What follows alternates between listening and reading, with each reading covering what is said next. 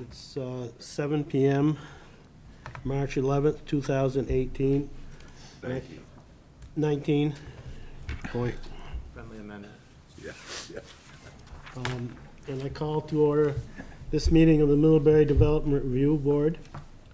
The first thing I'll do is go over the agenda. We have two business applications tonight. The first application request by Douglas and Megan Mandigo for two-lot subdivision approval on parcel 8084. The Mandigo property is located at 573 South Munger Street in the AR district. Our second application tonight is a request by the President and Fellows of Middlebury College to amend their PUD approval to change the use of a building located at 82 Weybridge Street from 3 residential apartment units to program space for programs on creativity and innovation in the liberal arts. This property is located in the high-density residential district, parcel 024059.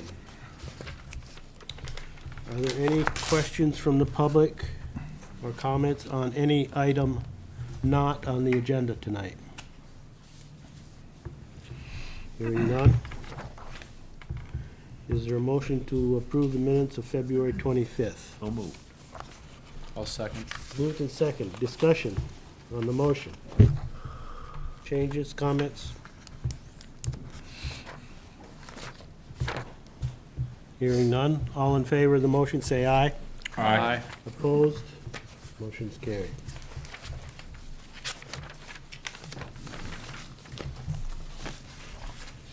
Okay. First application. Request by Douglas and Megan Mandigo for two lots subdivision approval for parcel 8084. The Mandigo property is located at 573 South Munger Street in the AR district. If you'd like to come forward and introduce yourself and give us a brief explanation of your proposal.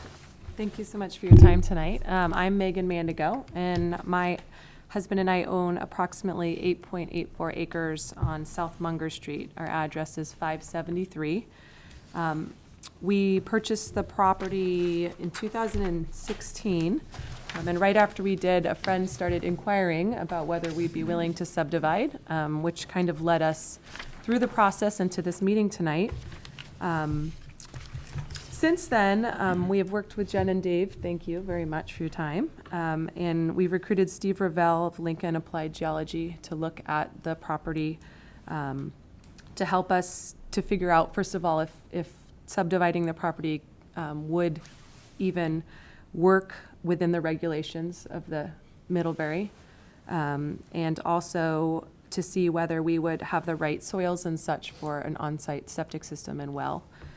We've also worked with Seth Kittredge to put together a subdivision survey to make sure that, again, the property would work within the regulations for Middlebury. And I think since we sent in and submitted all the materials, we did, in fact, Steve submitted all of the wastewater permitting to the state of Vermont. And so that is in the process right now. We haven't received anything from them yet. And then I think I had put that Seth Kittredge had started working on the subdivision survey, and he has completed that. And I think you have a copy of that that has been given to you. I passed that along.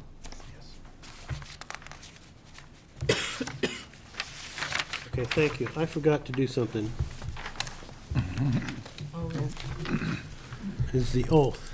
Oh. I have to re-say all of that? I don't know if I can. No, you won't. I promise? Okay, I promise. Wait. The following is a DRB oath for applicants, interested persons, and those who wish to participate in this hearing. If you are interested in participating in this hearing, please take the oath now. If you do not take the oath, you will not be able to participate. Do you affirm that the evidence and information you are giving in this proceeding is true and accurate to the best of your knowledge and belief? I do. Raise your hand, anybody that wants to. Okay, They didn't hear you. Ask for raising hand. could you raise your hand so we can, please raise your hand? Okay. These folks in the back, I'd like to have you sign in before you leave tonight, okay? Thank you. You can have her affirm everything she said already as Yeah. true. Okay. At this time, I would ask the members of the board if any member has a conflict of interest regarding this application. No. Also, at this time, does any member wish to disclose any ex parte conversations concerning this case? Okay. Now, since you've already spoken, just if you will reaffirm what you've said previously as the truth, then we can Yes, proceed. everything Okay. I've said Yes, has okay. been truth to my knowledge. All right, then continue, I guess. All right. Sorry for that. No, no problem. I'm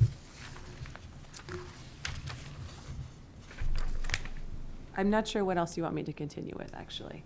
Do you want more description about the two parcels? Do you want me to? If you could, can we get the parcel up there again? If you could briefly just show us. Yeah, absolutely.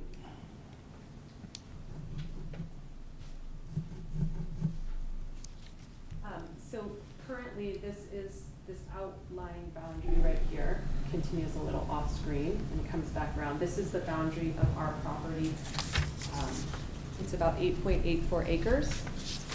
We are looking to subdivide, if you can see this dotted line right here, 2.14 acres into a separate property. This would then be retaining 6.64 acres would still be our property.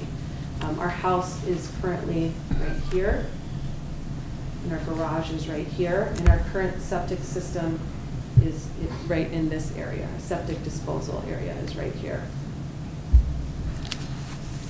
Okay, and the new lot created, do you have the footprint for the house in the, This was just placed on here. I'm not, it's not 100%, but this would be the area and about the square footage that would be looked to be built, a 4-bedroom house. A driveway right here, but I know, I was talking with Dave earlier, there might need to be some flexibility with the driveway based on what would be the best place for it to be cut, so there's enough Okay. vision. This would be the mound septic system that, for the septic, that Steve Ravel did tests on and made sure the soils were correct. A proposed well would be drilled, I believe, right there. It's hard for me to see. Okay. And also part of us being able to subdivide this property is that our neighbors, the Thotels, would need to abandon their spring, which is located right here, and use a well that would be drilled for them right in that spot. okay? That was approved already by the state. That's right, okay. There's 200 feet, over 200 feet of frontage road. The house setback is over 75 feet, which I think is the minimum. The house would be at least 25 feet from either line. It's going to be placed, just due to the land, closer to my property. And then I think there's one more regulation that I'm forgetting. Okay. It's to the back of the property. Yeah, I think the rear there's plenty of room setbacks. to the back of the Yeah. property. Thank you. Any questions from the board at this time? Megan, are there any mature trees that will be cut down or anything on? I believe there will be. Okay. Yeah, there's kind of a few trees. The one you can see right here, kind of the biggest, and that will remain. It's like right on the property line. And then through here, there's some trees and some undergrowth, bushes and such that will be along this line. As you can see by these lines, this is kind of a ridge that drops off Yeah. a little bit. So the house will need to be up on the flatter part. And so there will be some tree removal, but not the significant, big trees that are surrounding the property. Now, I noticed I went on Google Map or whatever, and there's a, it looks like an old silo or something, round structure of some sort. Is that on your property, or will It's that? not on my property. Yeah. That's on your property? It's, Oh, it's pretty far down the street Okay, from my okay. property. okay. It's pretty neat. I've always wondered what that was. Is that an old silo, or? Okay, thanks. So the constraints on where the house can go are basically, you need to find a location for the driveway that Mhm. works for site distance. Mhm. You can't go any further back than the clearance to your septic, Right, more or less. right. And then the side yard setbacks, that could be side and front setbacks. Right. That's sort of, is that the buildable envelope that you're sort of thinking? Yes, where the septic is placed, you know, the farther you go east to the back of the property, the property kind of goes down a slight hill, and then you start encroaching upon the wetland area. There's a stream that runs across the property. So basically, where the house is within a few feet either way, north or south, is kind of the only place that the house could be built. Yeah, that's what I was getting at. It Yeah. kind of looks like it's fairly constrained by terrain. Yeah, and also by the septic, where the septic has, it's kind of the only place the septic system could go, if that.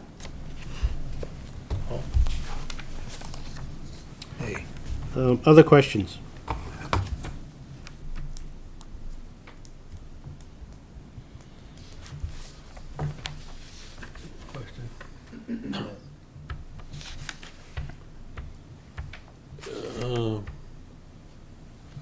You do not have an alternate site for sewer, in fact, if this one would have failed, do you? For my, For the Property? new lot? for the new lot, I have just that whole area, but I do not have a separate one that would be on that property. I do have a place on my property, if my current septic was to fail, would be, there's an alternate spot for that. Yeah, I can address that. Under the new wastewater rules, with a mound system, it's not required. They'll tear it down and rebuild them. okay. So That's new. it's not necessary to have a replacement Okay. area for a new mound system. You understand the utilities are gonna have to be undergrounded. The utilities will have to be underground. Okay, Were you aware of that? no, I didn't really think about that For at all. the new house stuff? For the new hot site, they have to go underground, okay. Thank you. Which really would be the electricity, correct? Because we've got a Right. drilled well and a Yeah. septic system that's underground anyway, so it's really the electrical, phone, cable, Yeah. just to clarify. Thank you. Anything else at this time from the board? Staff, anything to add at this point? I think the board has addressed it. I wondered if the building envelope could be shrunk a little bit because of the wetland and the limitations. Megan alluded to the location of the driveway will be determined at such time that a work in the right-of-way permit will be required, and will be determined by Department of Public Works with adequate site distance. Wouldn't the building envelope be a subject for approval once there is a plan for the house? Because Megan said that the site here showing the envelope isn't fixed. That may not be the size that's needed. I think she's probably got a little flexibility in that, but once it's submitted to the state, you usually don't monkey with that house site too much. For the simple reason is it changes, you know, if you got a pressurized system, it may change pump size, that kind of stuff. So any change to the, significant change to the location of the house would require possibly amendment. So I don't think it can stray too much. I think, to elaborate on my idea of a building envelope being shrunk, I mean, it's not just about the house, it's about any other kind of future buildings that could find their way migrating down into the wetland area. If we just kind of limit that building envelope, it would maybe be a little helpful. That's all. Can I just clarify that for 1 second? Would the building envelope need to be limited at this point before a potential approval could be made, or does it need to be limited once the property could potentially be subdivided before the person, when they would submit a building to build, then the building envelope would be addressed? I think I just recommend that the board condition that the building envelope be shrunk, so it at least does not include the wetland nor the buffer area. Okay. That's all, and maybe even further, but that's what I would suggest. And it'd just be a condition of approval. Jen?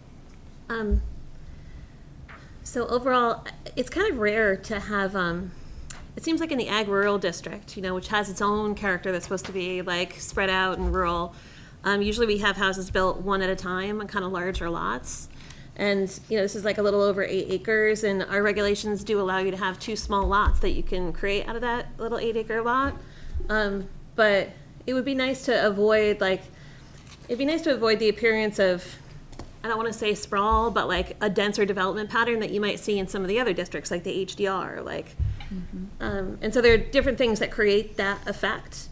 And one is to have multiple curb cuts, and I wish that there was an opportunity to share a curb cut here. So I'd love to hear Megan maybe explain why they chose not to share a curb cut. Sure. And then the other thing is just being able to really see houses from the road. And so these houses are pushed up pretty close to the road, like for understandable reasons. But can you offer any sort of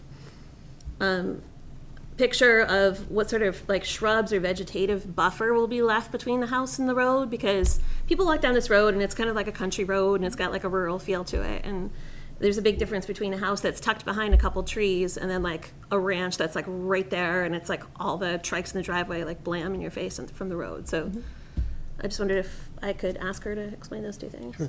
Sure. So first of all, just about the idea in the zoning in general, if you've driven down South Munger, actually the first 5 houses have much smaller lots.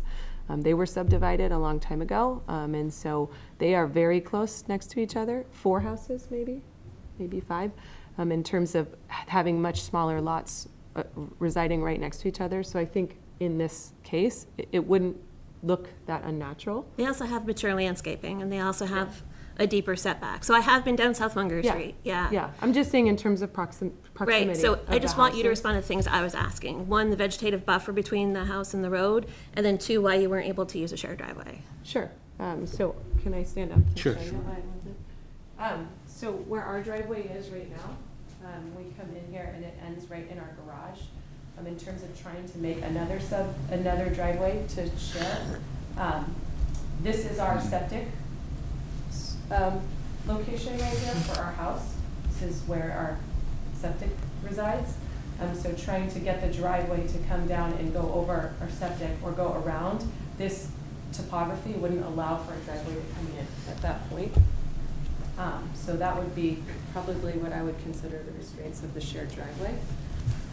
And in terms of the landscaping, there is a bunch of bushes along the road in the front. I'm sure some will stay, but once I also subdivide the property, I don't know what right I have to tell the people buying the property how they can landscape it. The house will be kind of as far back as the topography allows, is what I'm assuming. Just to take advantage of the views at the back, I would think they would want to also be far away from the road. Is that? Yep, answer that your helps. questions? That helps. Thanks. And just to remind the DRB, we can require landscape and we can require plantings. We have new regulations that can require trees to be planted along the side of the road. And then you can also create limits of clearing along with your building envelope. That would require somebody in the future to leave a hedgerow or something like that. Wouldn't we do that at the time of the house plan approval? No, because that doesn't come to you. That ends up being an administrative permit. Oh. So if you want to determine the building envelopes or any clearing envelopes, you do that now during the subdivision phase. Kevin, Yes, Don? what year was that lot originally subdivided? The one you have now? I am not sure. I found a plan for it in 1960. So sometime, So that lot's been there since your house has been there since 1960? I believe so. Lee Lowell did the survey in 1960. I did find out some of that information, and I think it was sometime around that time, but I'm not 100% sure about that. And at that time, Jen, were we looking at a minimum of 8 acres in the agricultural rural district for, I don't know what what the minimum lot size was in the ag rural district in 1960. I think it was. In Yeah. 1960? Well, no. Well, yes. There was. 1960. We didn't have zoning in 1960. I'm not positive about this, but I'm under the impression, and actually, my neighbors might know much better Regulations than from I the do. state. They have a little more history on the road than I do. But I do believe the lots at the beginning of the road were subdivided around the time my lot was subdivided. Now, I could be incorrect about that. In fact, Dick probably knows much better than I do. Harris Hyman built Emmanuel's house, and at one point, he was considering subdividing. Somehow, the subdivision got into your deed, I believe. When, in our closing documents, a map of it. Yeah. Mhm. And Okay. Harris Hyman built in, I think it was 67, so I don't know what the history of the sale of the property to him was. I'm not following where you're going with that question. I was just, a little history lesson. I was looking at some lots back in the time, and I thought there were some restrictions on it back when I was looking at those lots to purchase. In terms of landscaping, it would be nice to have that, but on that road, the only houses that are shielded by any sort of landscaping from the road are the Hyder's house, which is set way back, and the new subdivision for his son, where the house is also set further back. The houses, and Dick Thodol's house, of course, is behind a whole bunch of trees. Mrs. Blodgett has beautiful landscaping, but it doesn't hide the house from the road, nor do the Mandigos have landscaping that hides the house from the road. Although, again, your predecessors did a nice job on their landscaping. Across the street from me, the Olsons are very. Excuse, Yes, I meant on your side, on their side of the road. The other thing, I don't know if this is relevant or not, but I'm pretty sure I have 16 acres, and my deed says I cannot subdivide. That's my recollection as well when I looked at those lots. When I was okay, thinking about and just purchasing. before we go any farther, I'm going to open it up for the public for questions. And could we have your name for the record? Yeah, Barbara Blodgett. Okay, and Dick also spoke, so could we have? Okay, thank you. So, Do you want her to come up here? no, she doesn't have to, so I'm going to open it up. The board may still have questions as we proceed, but at this point, any member of the audience can participate. So if you have questions or comments at this time,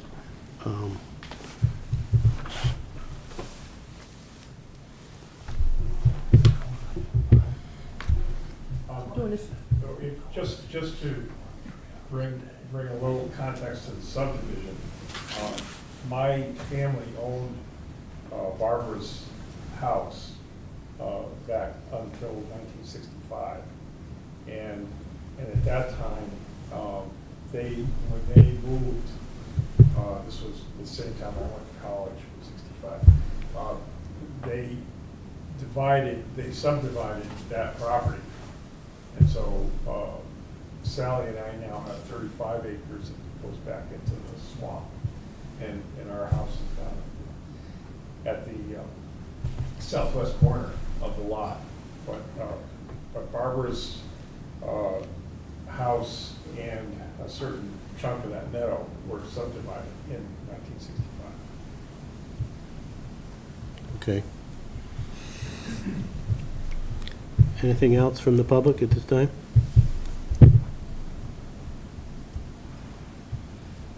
So there were no deed restrictions when you purchased the property? Not that I am aware of. Easy enough to find out. Huh? They'll find out if there are. Yeah, well, I just, Gary, you had a question? No, that was it. Oh, okay. Okay. I Jen? thought of one other thing.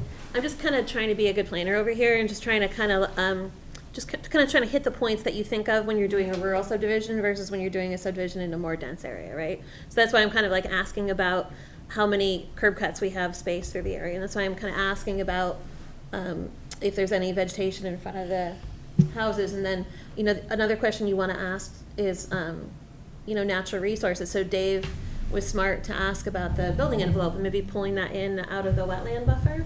And then also I kind of wonder about any sort of wildlife corridors like through this area. You know, it's something to contemplate. I don't see any there. I'm not trying to go hog wild. I'm just trying to do my job as a planner to let you know this is a little different than the in-town. Well, I think David's clarification. Go ahead. Go ahead, Dick. There, to the north of us, just before it drops down, there's, the ledge goes north, and there's wooded area through there, and then the ledge drops off. And it's been a deer crossing through there, wildlife crossing. It's usually at the base of the ledge, but then sometimes up higher. And that seems to be where most of the crossing happens. But there are some that try to sneak along the hedgerow between us and those.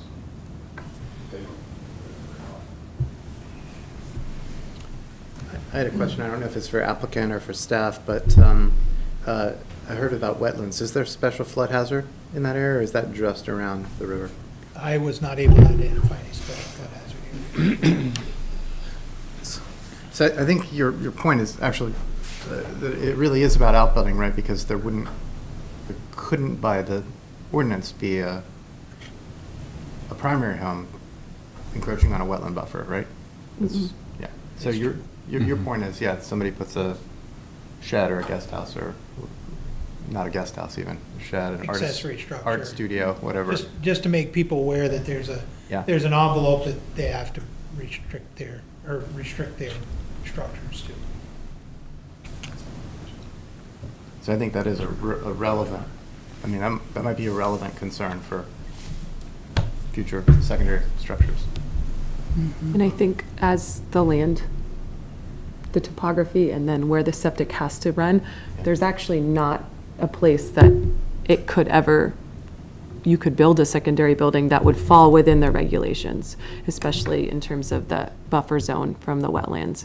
That's at least the impression that I've gotten from Steve Ravel when working from him, that if we didn't build where the house is designated there wouldn't be another option to build a house. So if we set that as a condition, it won't impact any possible purchaser you have? That if you set it as a condition, I'm sorry, That there be no accessory building in the wetland or the buffer area? Yeah, that wouldn't change any sort of plans of mine. What about if they wanted to, build a garage at a later date, which would, I assume, be closer to the house? Are we looking to restrict that as well? Is that what we're talking about? Are we talking about over the hill beyond the septic down toward the wetland? Wherever the wetland buffer would run. I think Okay. which is way east. Yeah, it's way to the east. Yeah.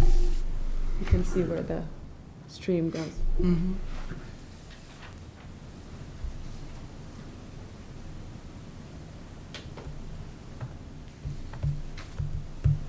So could we just put a condition on no structures within the wetland buffer? So Again, it's probably not necessary, but. yeah, but with Yeah, that, we could just make it clear in the decision that no construction of any structures can take place in the wetland or buffer. And showing a modified building envelope definitely helps reinforce that with future buyers. My suggestion was, just to have them draw a line, down here, or, somewhere here, maybe, that just says no, all structures have to be west of some line here, that's all. Right. But if you feel that just the wetland buffer is adequate, And also that if they wanted to build a building, it would have to come to a committee, is that correct? No, not, It wouldn't. not It'd on a have to get utility approved. type of. it has to, it's just an administrative permit, Megan. Oh, okay, So it doesn't have to come back before this board. okay. Anything else from the public at this point? Any other questions from the board? Hearing none. Is there a motion? I'd like to make a motion. I move that the Middlebury Development Review Board, having reviewed the application submitted and having heard and duly considered the testimony presented at the public hearing of March 11th, 2019, approve this request for final subdivision approval to create a 2+ acre lot at 573 South Munger Street, subject to approval of the final plat by the DRB chair, with the condition that no structures are built within the wetland buffer. I'd like to make a motion. There's a second to John's motion. I'll second that. Okay, discussion, I'd like to make a motion that we discuss this further in deliberative session. okay. There's a second to the motion. Is there further discussion on John's motion? Well, we're gonna do it in deliberative session, and his motion is. Then we'll, Do we have a second on John? yes.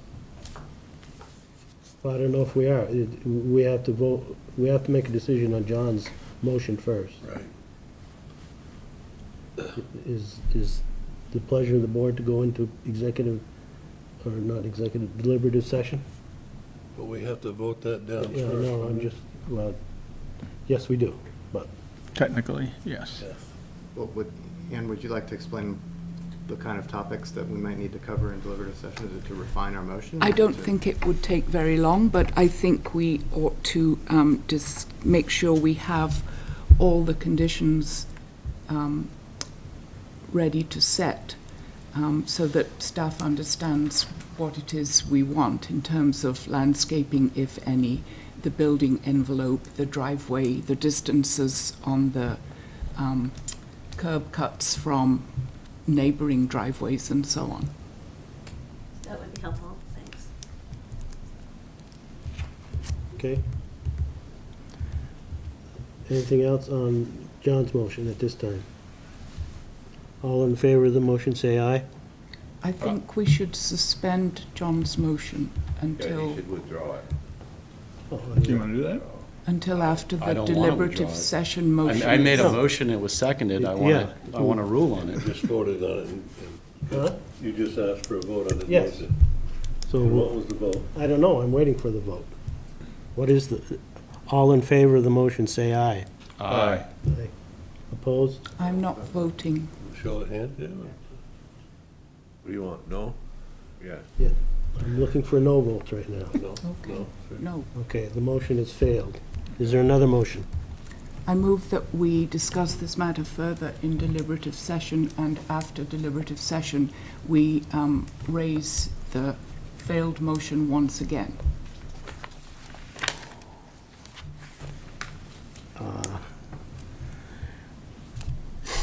The first part of that was okay. I don't think we can raise the, Well, we have to make a decision after. yes, we will make a decision. Well, that's what I meant. Okay, all right. Is there a second to that motion? I'll second that. Moved and seconded. Discussion on that motion? All in favor, say aye.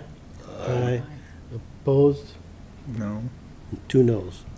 Okay, a motion is carried, so we will go into deliberative session after our next case, and then you can either stay Sure. or you will be notified by staff of our decision. I'm happy to stay, but those conditions, if decided, will be explained to me, I'm guessing. Oh, yes, after that? yeah, Okay. yeah, yeah. Great, thank you very much. You can't stay here. Just to, You can stay outside. Chairman, That's too, fine, I'm happy it's to. good that she Thank does you very stay much. because we may have some follow-up questions for Sure. her. Thank you very much.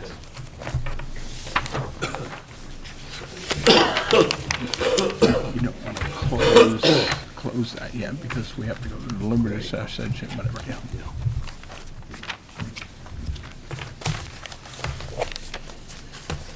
Next application is an application requested by the president and fellows of Middlebury College to amend their plan unit development approval to change the use of building located at 82 Weybridge Street from 3 residential apartment units to program space for programs on creativity and innovation in the liberal arts. This property is located in the high-density residential district and it's parcel 24059. The following is a DRB oath for applicants, interested persons, and those who wish to participate in this hearing. If you are interested in participating in this hearing, please take the oath now. If you do not take the oath, you will not be able to participate. Do you affirm that the evidence and information you are giving in this proceeding is true and accurate to the best of your knowledge and belief? Please signify by raising your hand.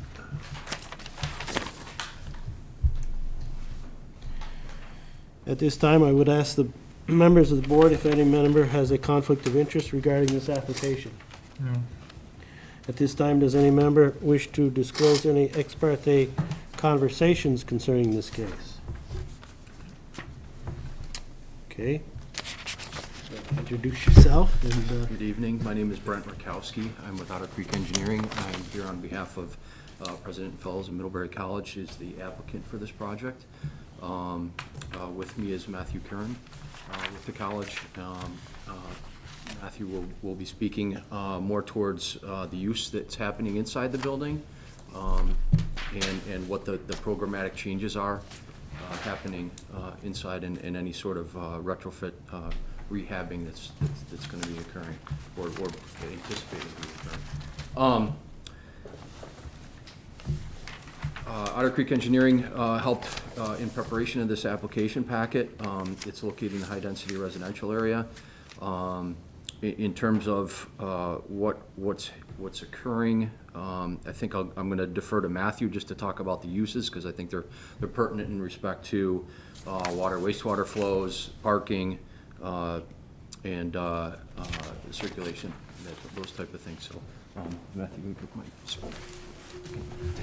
Pull up another. you can bring up another Just chair. bring up another Oh, chair. yeah. They might be connected, just lift them off. Just pick them up. Pick it up. All right, even better. So we don't have to play musical chairs. Hi, I'm Matthew Curran, the Director of Business Services at Middlebury College. Thank you all very much for taking time out of your evening to listen to us here. Little background on what hopefully we have planned for 82 Weybridge Street. It is currently a 3-unit residential building that was housing faculty and staff at the college. After some changes that occurred inside the institution, we decided that we needed space for our programs for creativity and innovation. And having reached out to Jen and Dave to talk about ideas, primarily bringing this location to their attention, they walked me through very nicely, which I needed, the process which we had to come here to apply for it. The plan is for students to use the space to explore creative and innovative ideas. These are ideas that are not necessarily directly affiliated with their studies at the college, but are extracurricular ideas.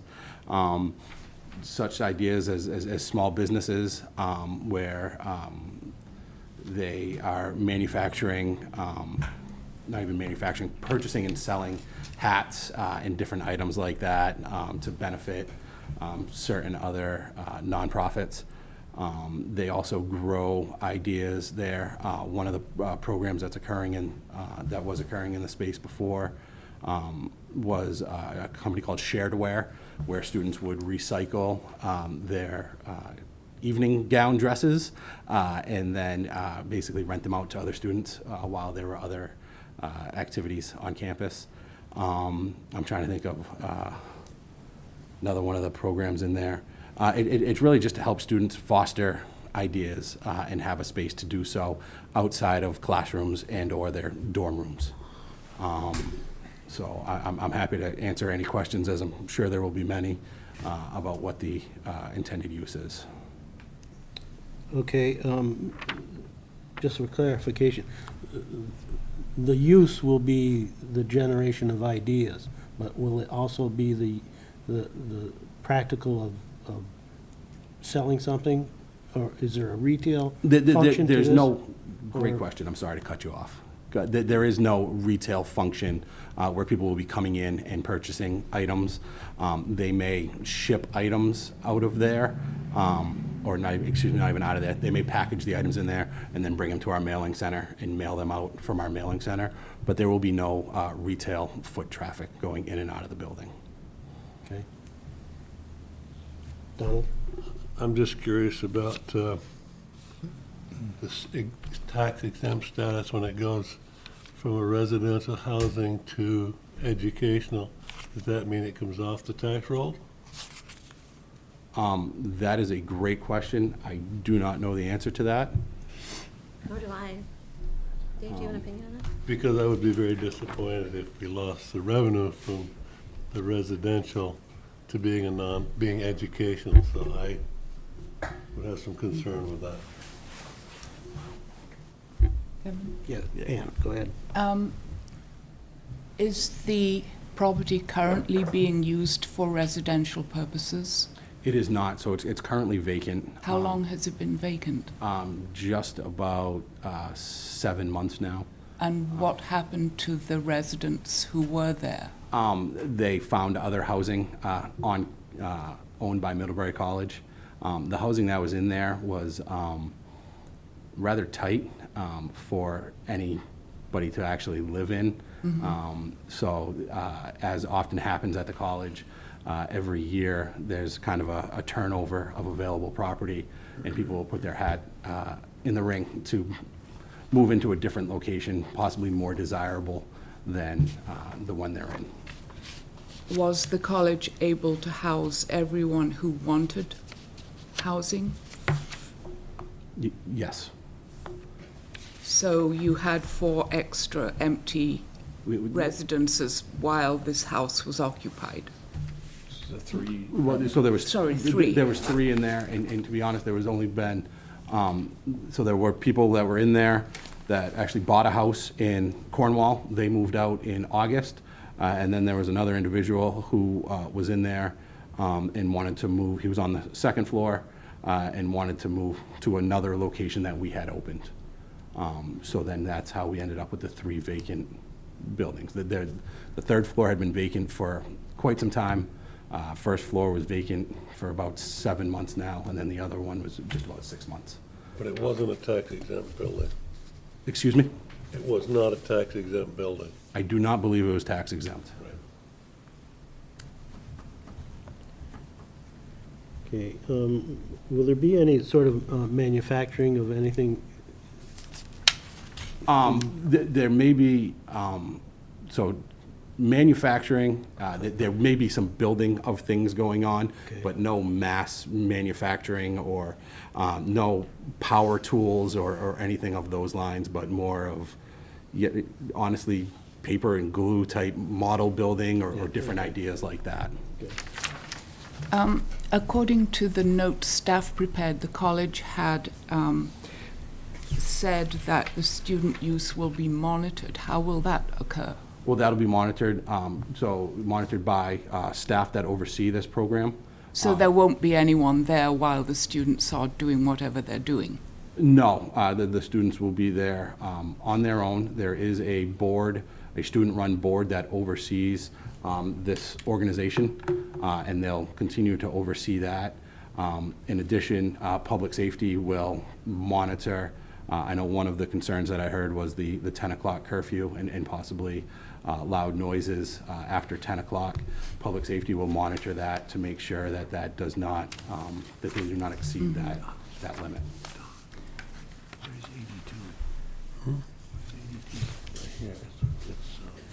Matt, is there an event function associated with this program? There potentially can be some small events. One idea is students who do artwork, part of what's called the M Gallery. There may be some small art shows where 20 or so people may come in to see some artwork. This is essentially the function that used to be in the old stone mill. It's exactly that same function. Will they serve alcohol? There is no alcohol allowed in the building. If alcohol is found in the building, the participants in the building who are found to have brought the alcohol in will be asked to leave this program. Does the college currently have residential space for faculty and staff that is unoccupied, other than this building? We do have a couple of other units, yes, that, again, happens as people come in and they rent a house and end up finding something and buying something, and then we don't replace it right away, just because of incoming faculty and the timing. Beginning the end of March every year, we go through a lottery process where faculty who are interested in renting college-owned units can apply to the lottery and go ahead. Are they required to rent college-owned units? No, they are not. They are not required to rent college-owned units.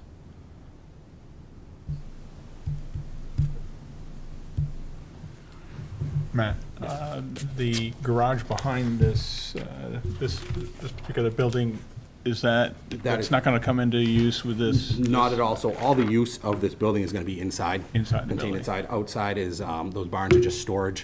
Yeah. For our facilities department, and that'll remain the same. Until I went over there, I didn't realize there was additional parking behind the two buildings. I don't know what direction that is. Southeast. Do you know what the total number of parking spaces available is? So one of the things that you'll see, that the map in front of you, I believe may be may not be the most current. And I'm not sure if Dave, if you have it on there. So the basis for the map that you have in front of you, and also for the map that's shown here, is Middlebury, the town of Middlebury, and also Middlebury College had at one point in time done comprehensive base mapping of the town. So for planning purposes, we often use this type of base map to develop a plan for use in local zoning applications. And we found them to be very reliable. Having said that, we've done a check on those numbers. In terms of the number of parking spaces that is immediately adjacent to number 82, you'll see, I believe the number there is shown as 9, and it's actually 7 spaces there.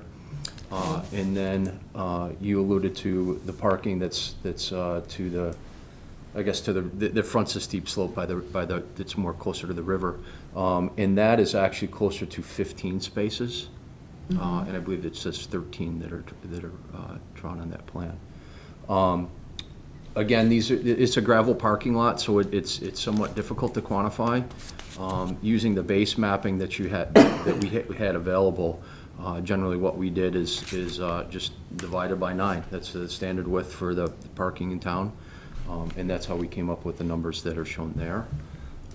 Again, we did a site visit and confirmed that those numbers are somewhat different, but there's a number of spaces that are continuing to be open currently.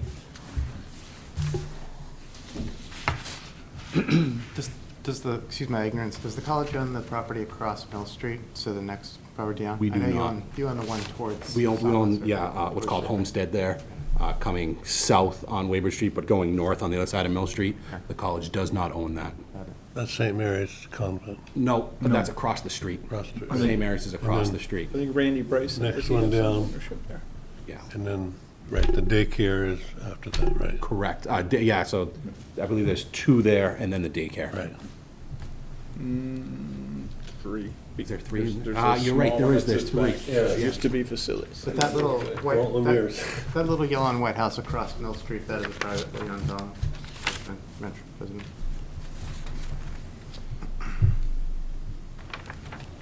Mr. Chairman, Yes. the two things that bother me is that we are always being told that we do not have enough housing for the people that want to live in this community. You're literally taking 3 apartments and taking that off the wish list for somebody. I don't think that's a good idea, but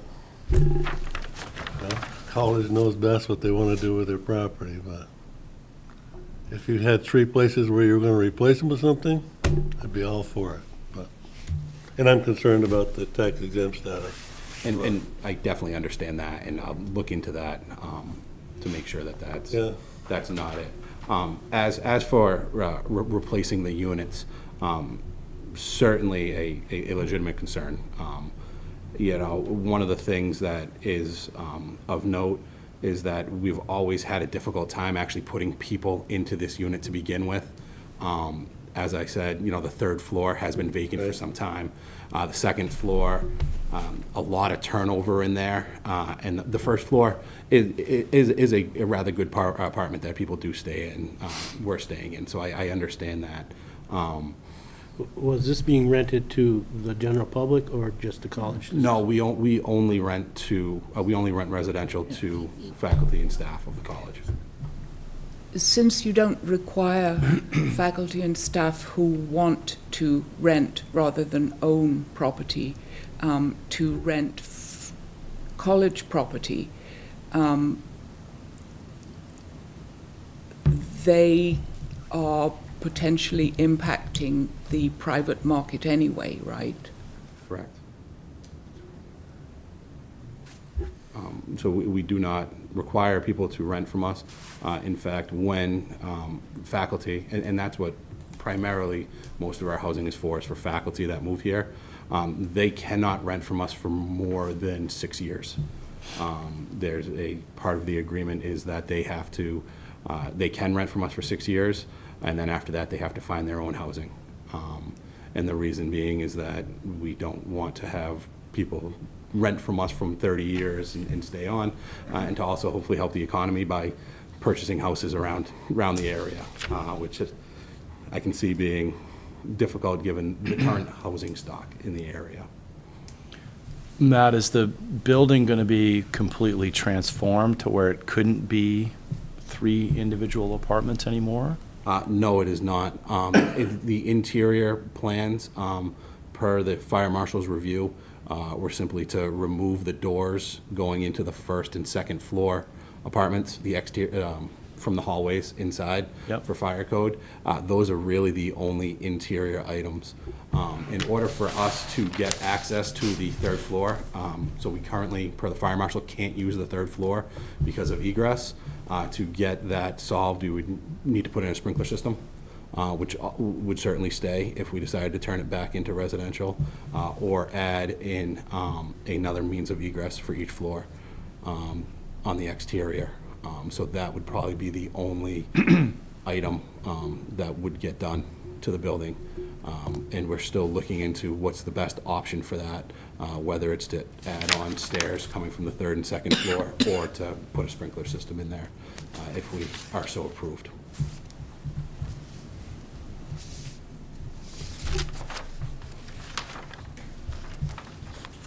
Other questions at this time from the board?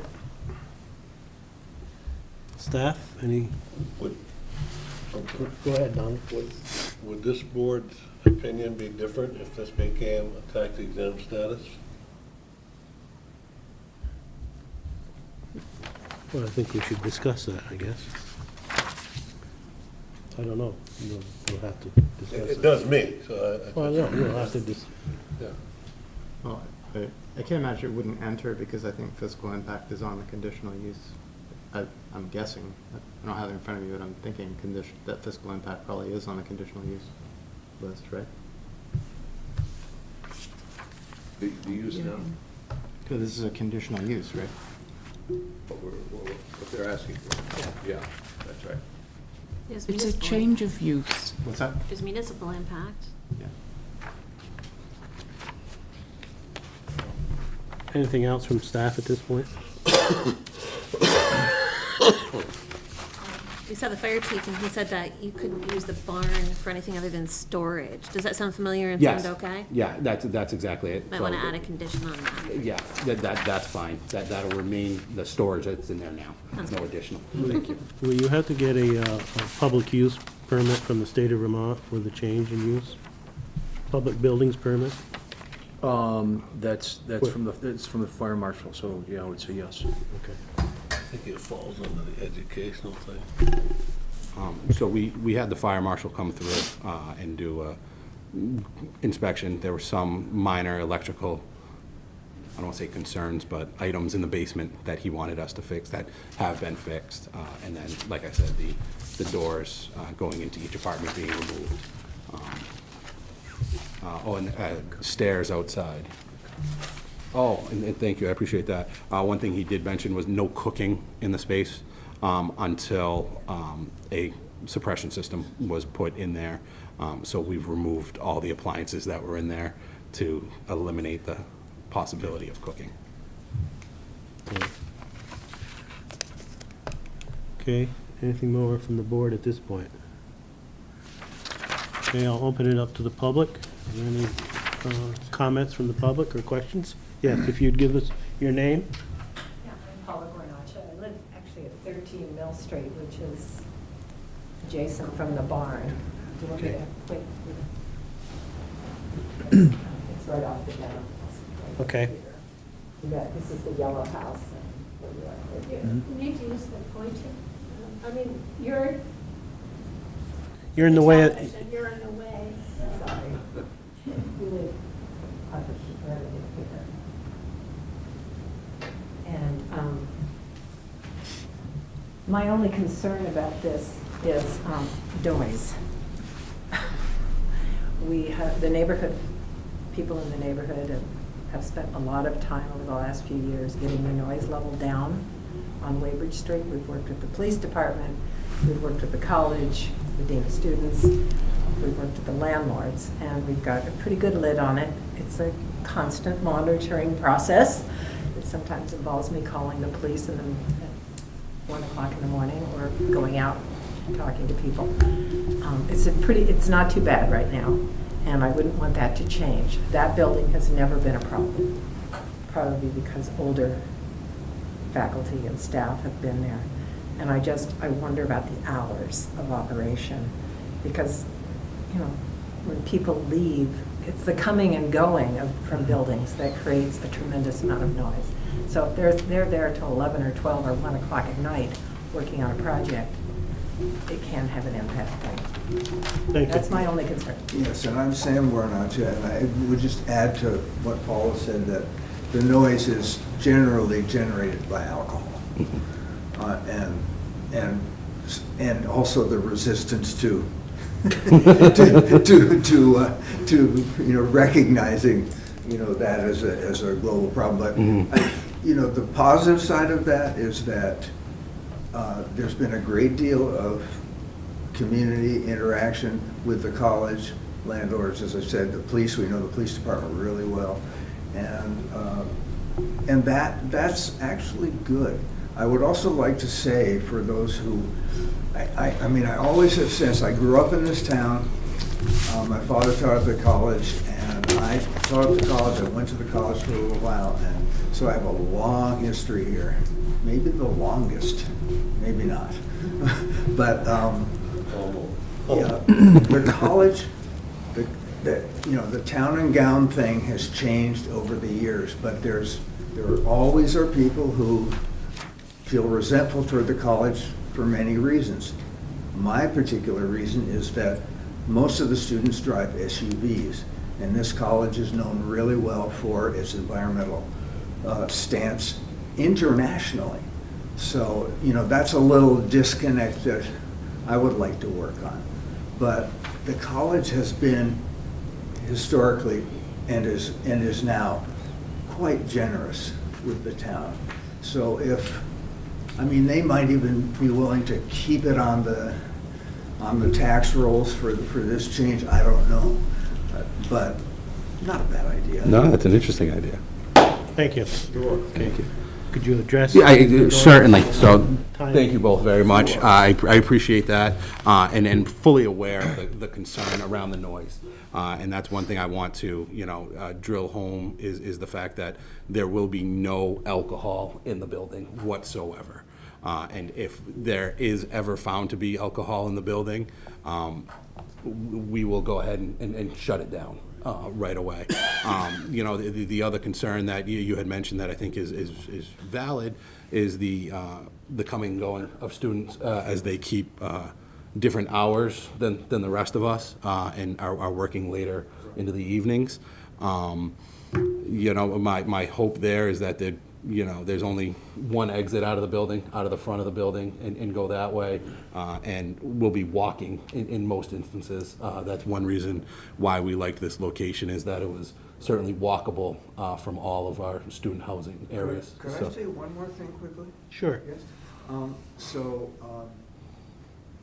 I'd sort of forgotten about this. The term private market was, arose a moment ago. And of course, the houses,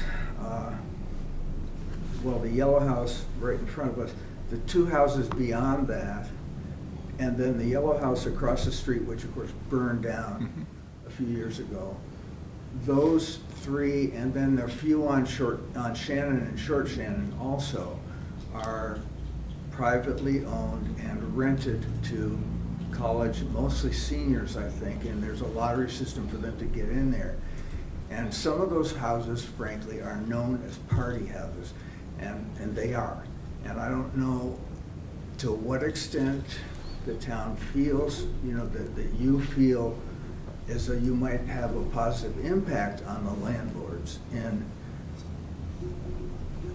at least expressing some kind of sense of, we do it, we've done it ourselves, but there also has been some pushback on that, and there is, I know this is apocryphal, but students, some of the years are more difficult than others, and some come knowing darn well that if they can get into the cabin there, that's that's going to be a really great time all year long. And so I don't know if landlords interact with you or not, or in any other way with town governance, but just for your information. I serve on the Health and Public Safety Committee for the town of Middlebury, and those houses over there have been topics of discussion ongoing with the police department and the Health and Safety Committee, so. I'm sure, yeah. And so that's got a lot of discussion there, especially with the parking. Thank you. Thanks. I have a question for probably the applicants and maybe some of the interested parties. So the program that's coming into this space is a shrinking of the M Gallery space that was in operation for several years, right? Correct. The occupants of 3 Mill Street. So is there an operational history of that, or is it programmatically so different that you can't compare the two? No, I mean the programming is going to be similar to what was in there, and as far as I believe, there were no issues with the noise or any, certainly no alcohol issues or anything along that line in the former 3 Mill Street, Old Stone Mill, and it's going to be very similar to almost exactly. We have actually removed a couple items from it. Mainly there was some woodworking that was being done in there unbeknownst to us, so took that out right away because that was not, once we figured that out, took that out. So different things like that. To be honest, it's a lot of students that are in there doing different kinds of research and different kinds of projects and developing, hopefully fostering business ideas that potentially could change the world. We hope, is our hope. And I mean, you're neighbors to that building too, basically, right? Yes, yes. No problem. No problem. None of the college buildings have been a problem. None of the residential buildings near us that are college are a problem. Great. The problems are the rental units. and the landlords who rent to the students that party. I've talked to all the landlords. The operational hours, you say, was it 10 PM that they would be closed, or would they? Would be, what I think I believe I classified it as quiet hours, would be enforced at that point. If they have an art show or something along those lines in an evening, they may have music playing as they're showing some art, but to make sure that it's down to, I'm trying to remember the term I use, I think a proper residential volume, was what I put in there for 10 o'clock. Meaning not a college residential volume, but one that I think the rest of us are customary to in our own dwellings. And of course, you know, if. Now, at this 10 o'clock hour, would there just be students there, or would there be anybody to monitor them? There very well may be a staff monitor there if they're helping out with something. In most instances, it'll probably be just students. And, you know, as I've said before, it certainly will have public safety come by and certainly walk through the building as well. Not necessarily just drive by, but to walk through the building to make sure that, lack of a better word, they're behaving. Will this building become key card access? Yes, that is the plan, for it to become key card accessed. David? Just a couple questions. It wasn't clear, Brent, do they need an amended wastewater permit? Will one be issued? No, they do not need an amended So permit. nothing will be No. coming to? No, it's an internal change, basically the uses dictate the flows. Because the flows are less and because there's no exterior construction on the water or sanitary services, an amendment is not needed. Okay, and the other thing, as far as technology, I mean, we talk about this space being used for ideas and developing products and that kind of stuff. Will the college somehow put technology in there, printers, computers, anything like that that has value, that makes them even more conscious about taking care of the building and monitoring its use and that kind of thing? There's that possibility. So, I mean, the building will certainly be Wi-Fi, outfitted with Wi-Fi, and that's how our current key card access system works. So there'll be Wi-Fi there. Computers, most students have their own computers and laptops that they bring in. And printers, there may be a printer or two in there. But as far as, you know, other items, I can't speak on anything specific. Kind of depends on the ideas that are being developed in there and what the needs of the students are. And in a lot of instances, the students will almost fundraise for different items and that sort of stuff. And sometimes be supplied the funding from college as well. But a lot of times it'll be independent third parties that'll help get their ideas going. So like sewing machines, 3D printers, that kind of stuff, it's all student. Yeah, exactly. Anything else from the board? Matt, just to clarify here in your proposal here, it says that at times throughout the year, there may be gathering up to 25 people in the building for art shows and et cetera.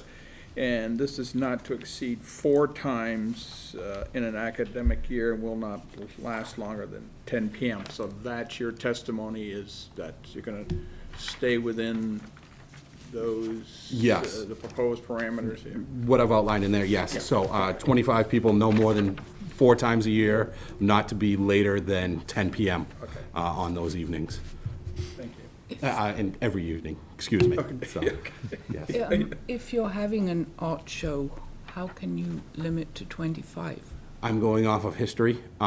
Given the prior art shows that they've had, they were usually right around, to be honest with you, 15 to 20 was the maximum. So I use that as my history to say 25 people.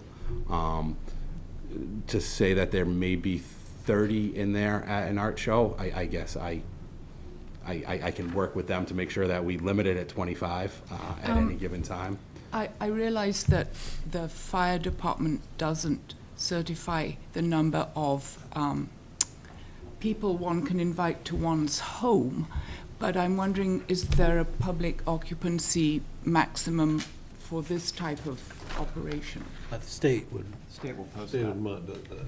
Okay. Yeah, and It's under egress and everything else. we don't have that yet, but we certainly will if this is So- approved. Is this group currently in the mill? They were in the, yes, in the old So stone you're mill just here. relocating an organization from the mill on, back towards campus? Closer to campus, correct, sir. Yeah, and to answer your, to answer the assembly question, I'm one of the people most familiar with art department parties, at least from the 90s, and I can tell you that they would never attract 30 people if they don't serve wine. Yeah, I was gonna say. And there will not be wine there. I'm stating that yet again. 12 will be a very hot art opening.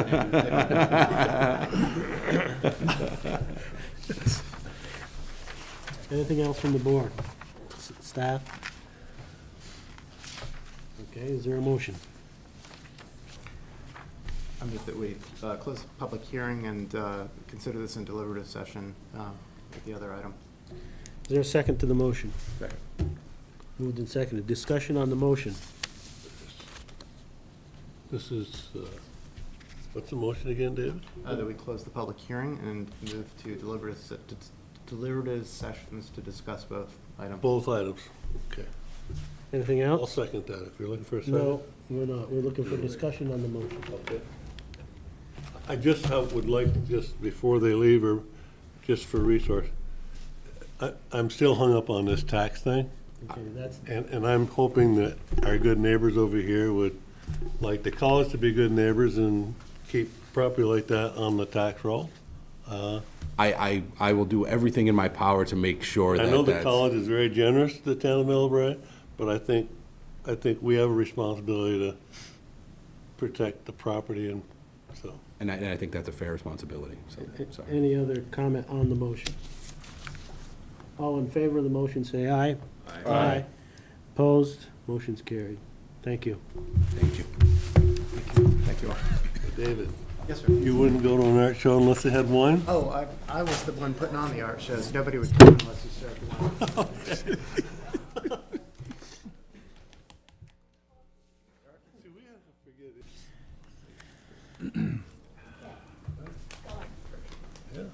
Okay, could we have a motion to come out of deliberative session? So moved, Mr. Chair. I'll second it. Moved and second. Discussion on the motion. All in favor of the motion, say aye. Aye. Opposed? Okay. First item, is there a motion on the first?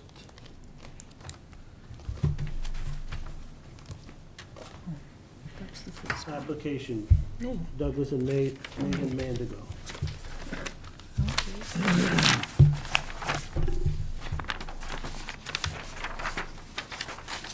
I'll make it. Okay. I move that the Middlebury Development Review Board, having reviewed the application submitted and having heard and duly considered the testimony presented at the public hearing of March 11th, 2019, approve this request for final subdivision approval to create a 2+ acre lot at 573 Munger Street, subject to the conditions as discussed in deliberative session and subject to the approval of the final plat by the DRB chair. Is there a second to the motion? Second. Moved and seconded. Is there discussion on the motion? All in favor of the motion, say aye. Aye. Opposed? Motion's carried. Item 2.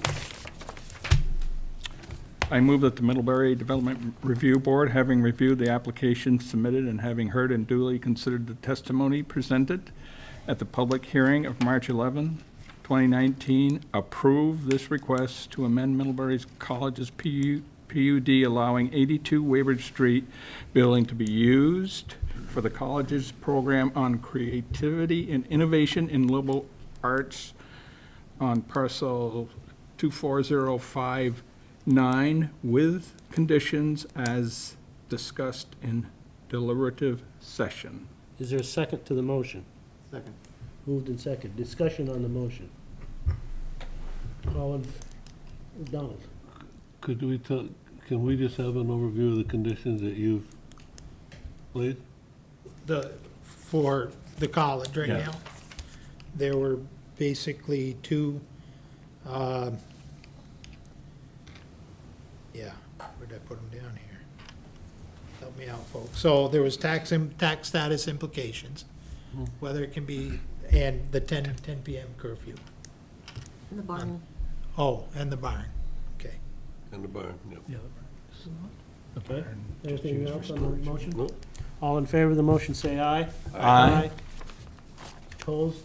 Motion's carried. Thank Okay. you. You good? Thank you all very much. You're welcome.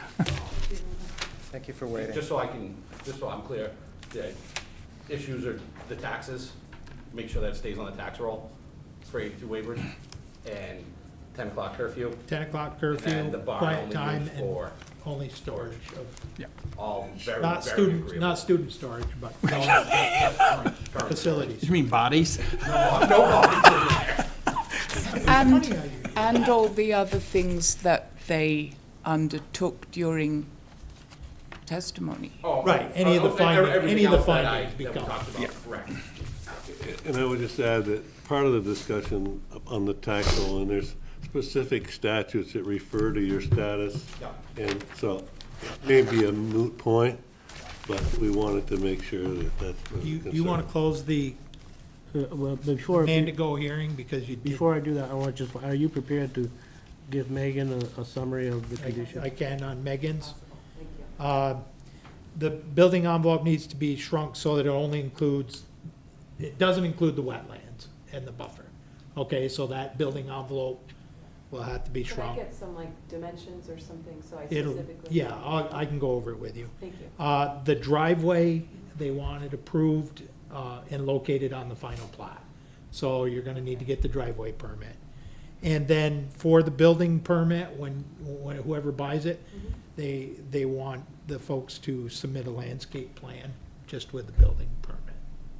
And it can So- just be hand-drawn. Yeah, it doesn't have to be a professional drawn landscape plan or anything. Okay, On the you, building permit, right? For the building permit, Thank you. that's correct.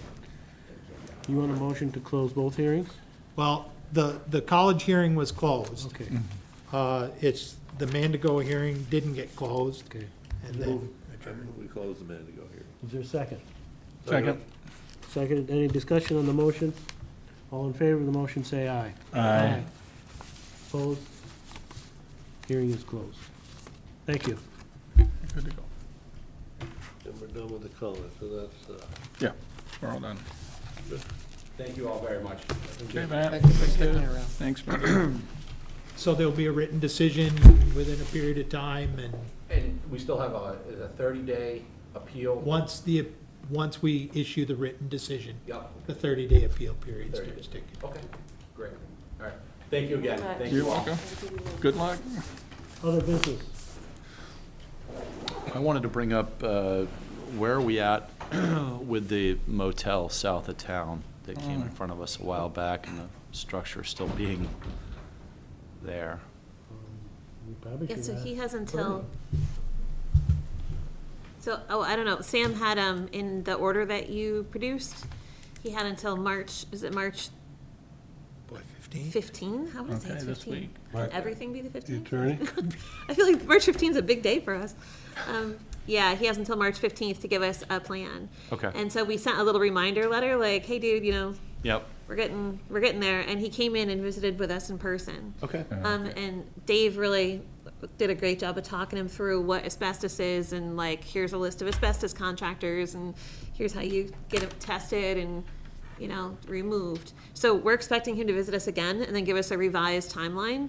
But I told him that we need to see some sort of significant progress in that direction, and I suggested, a little shot over the bow, that, to me, that would mean having a signed contract with the asbestos test results, and then a signed contract with someone for the demolition of the building. So we'll see if that works. Meanwhile, his taxes are still due on the 15th. Oh, yeah? Okay. Mine are escrowed. I don't do all these things. I pretend I just don't pay them. Okay, thank you. So, how long has it been now since that burned? It was July of 17. So it's coming 2 years. So when does the magic day happen? 15th? March 15th. 15th? He's got to give him a plan on the 15th stating, this is what we're doing.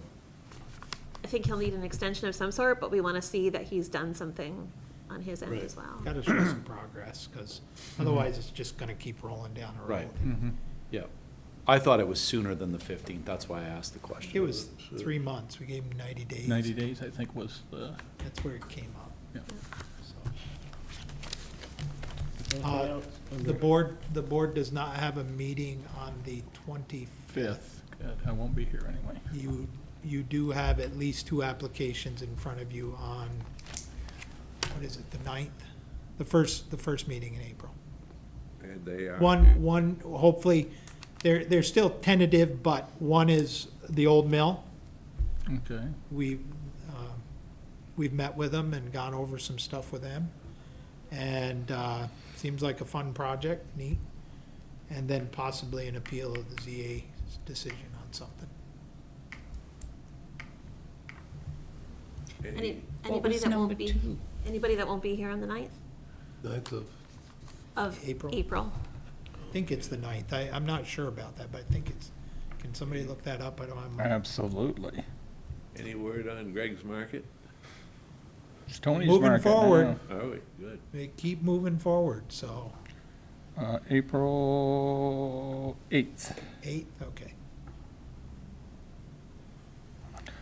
School break is like the Other business? Just a minute, I want to go back to later. To answer your question, Ian, the second was the appeal of an administrative opinion. Oh, thank you. We haven't had one of those, I don't think, since I've been here, so. I think I told you, Dave, the following meeting night, I won't be here. If we have The a- last part of April. Yes. Yeah, I think it's on my blocker. I didn't get a memo on that. Well, I gave it to the people that need to know, all right? The important folks. I think there are 2 of us that are up for reappointment this year, myself and, I believe, and he was gonna check. yeah, I think I checked, we checked last time and I was, You're gonna Sounds familiar. re-enlist? So I'm on the list. if we're interested, we just gonna let Beth down know that we'd like to continue, right? I think she likes it in writing. Okay. That's what I Email, heard her bro, say. yeah. okay. You know, an email You or both something will do that? expressing your interest. I'll take care of mine. And I think, I believe they reappoint in late April or May. I think it is.